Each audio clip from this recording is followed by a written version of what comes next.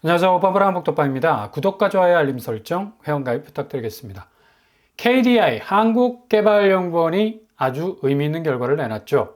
최근에 대출 규제 지속 시간이 그리 크지 않을 거라는 전망.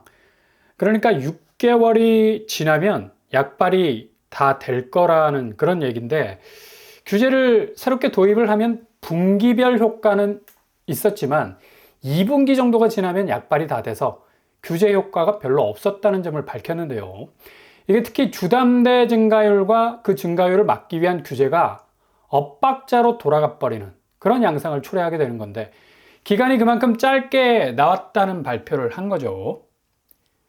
KDI 연구 관계자는 아주 의미 있는 말을 또 남기기도 했습니다. 시장에 여전히 강력한 수요가 증가하면 대출은 이런 상황에서도 오히려 늘어날 수 있다고 덧붙이기도 했는데, 이게 아마도 핵심이지 않을까. 결국 집값이라는 얘기죠. 집값이 변화되지 않으면 대출 규제도 결국에는 이 집값 상승에 대한 강한 열망을 품고 있는 강력한 수요도 잘 진화가 되지 못하고 오히려 역으로 더욱 무리해서 대출을 끌어당기려는 시도를 다시 할 수 있기 때문입니다.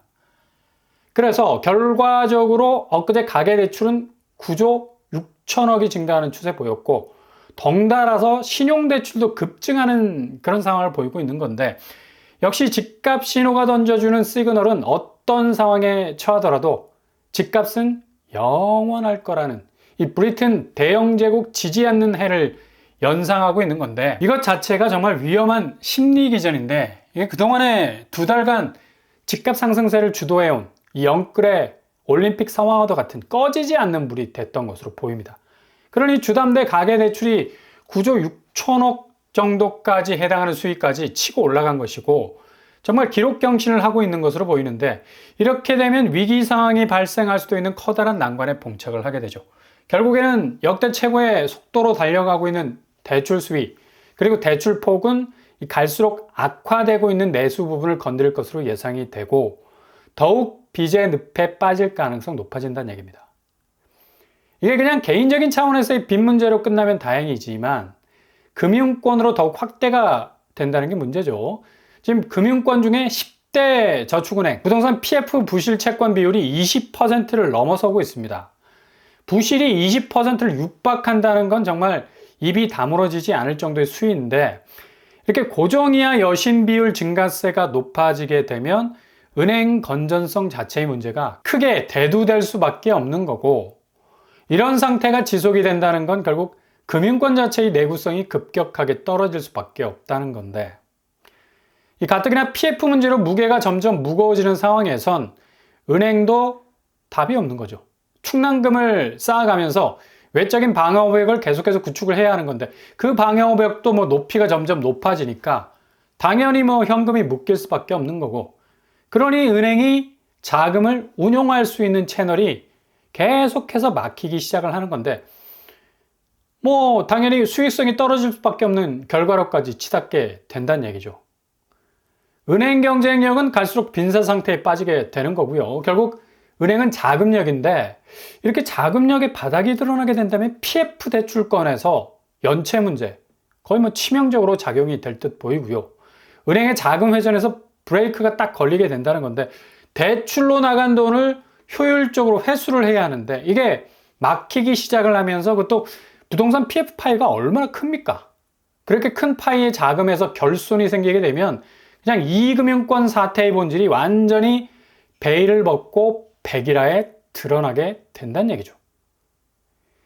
1금융권 라인의 저축은행인 신한저축은행도 포함이 되어 있는 걸 보면, 신한 쪽도 2금융권 라인이 상당히 고정이하 여신 비율이 상대적으로 다른 저축은행에 비해서 적은 편인데, 그래도 10%가 넘습니다.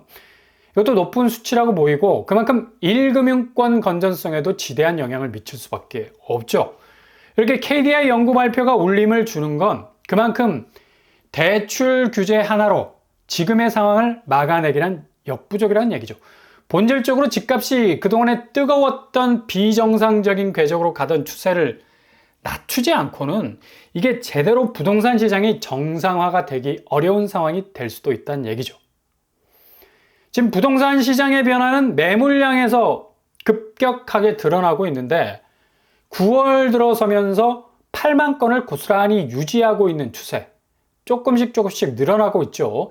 이미 굳히기에 들어간 것으로 보이는 건데 이런 굳히기는 지난 2달간 6월과 7월에는 눈에 띄게 매물량이 줄어드는 궤적을 보이기는 했지만 오늘 날짜 기준으로 9월 3일 8만 800건을 넘어서는 걸 볼 수가 있습니다. 아마도 하반기 들어서 가장 높은 수치로 매물량이 나오고 있는 건데 이렇게 매물량이 늘어가는 심리적 이면에는 뭔가 상황이 비상하게 돌아간다는 거죠. 결국 집주인들도 한두 번 거래를 해본 사람들이라서 딱 한눈에 봐도 부동산 자금 상황이 그리 빨리빨리 돌아갈 것 같지 않은 느낌적 느낌이 드는 겁니다.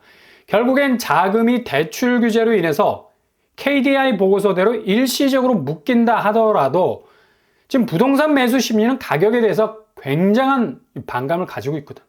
너무 올랐잖아요. 단시간 안에 2달간에 호가를 1, 2억씩 올리는 경우가 다반사이지 않았습니까? 이 호가에 따라 붙으려면 자금을 얼마나 끌어올려야 할까? 거의 허리가 부러질 정도로 굽혀야 하겠는데 이제 은행에서 대출까지 내주지 않으려고 손절을 하고 있으니까. 일단 집거래에 빨간불이 들어온 것은 확실하고 그러니 슬쩍 등 뒤로 숨겨놨던 집들을 다시 꾸역꾸역 내놓고 있는 건데 아직까진 호가 가격 태그를 떼지 않았을 겁니다.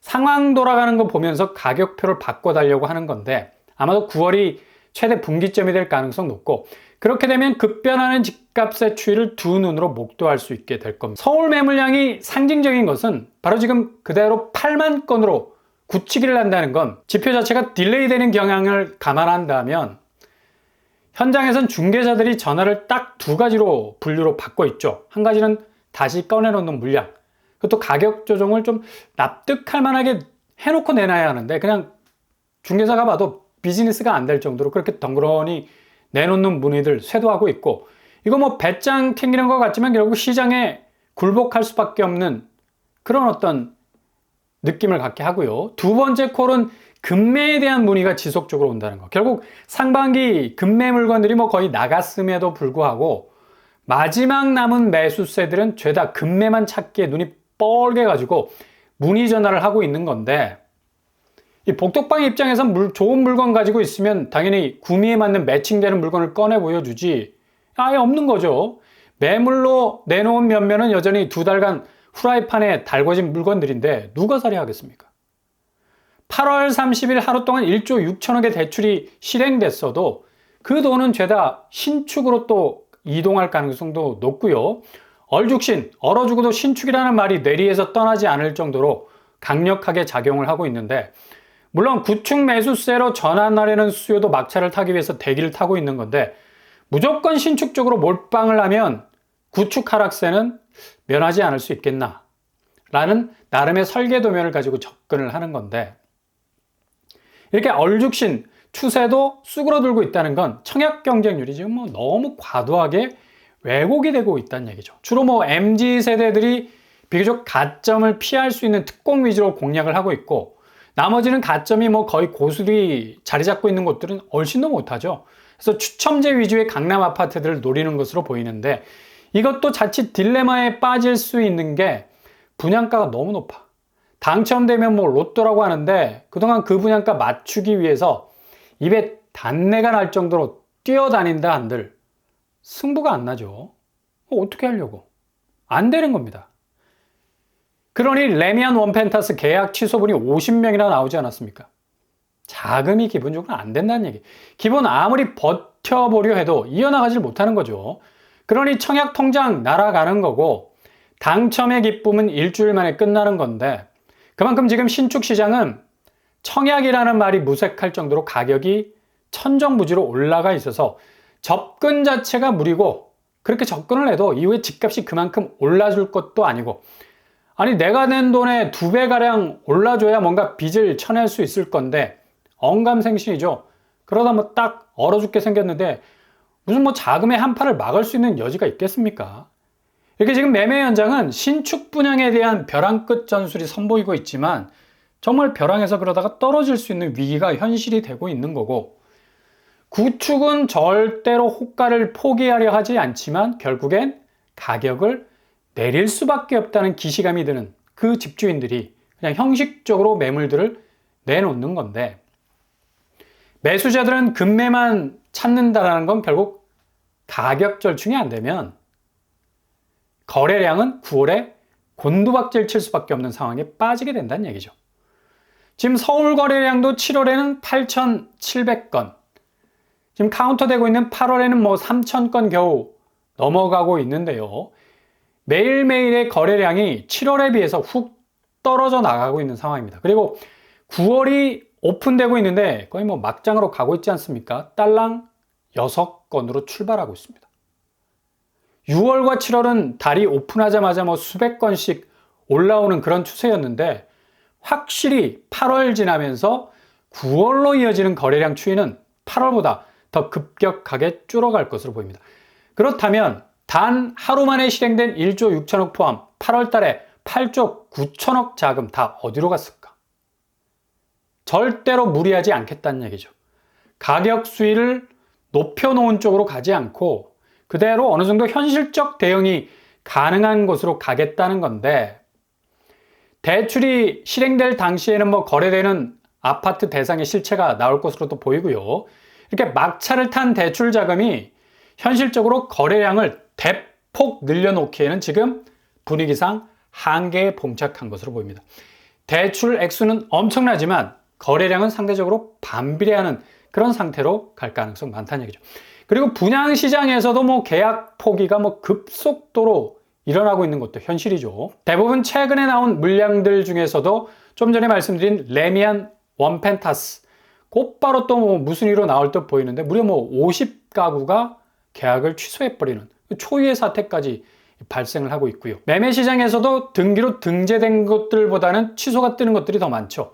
둔촌주공만 보더라도 뭐 등기가 빨리빨리 떠야 하는데 뭐 거의 백지 상태고요. 그냥 깨끗하게 밀어버린 것 같죠.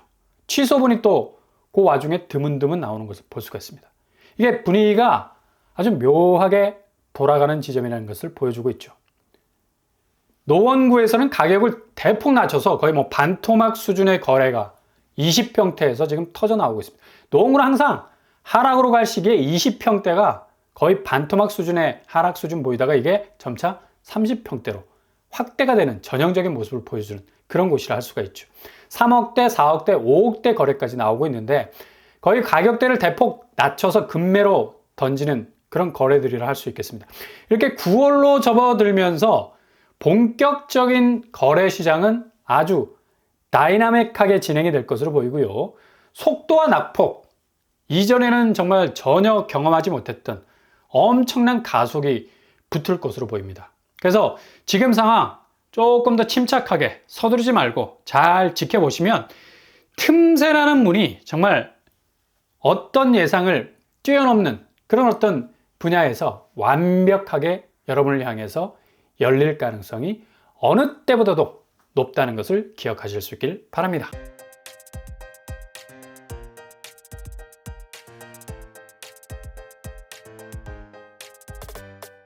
오늘의 부동산 캐리커처 KDI의 발표는 다소 충격적이죠. 결국에는 집값이 정상으로 돌아오지 않으면 대출 추이도 그리 쉽사리 꺾이지 않을 거라는 얘기인데, 이 상황에서 부채가 더 증가한다? 거의 뭐 지옥문이 열리게 되는 거죠.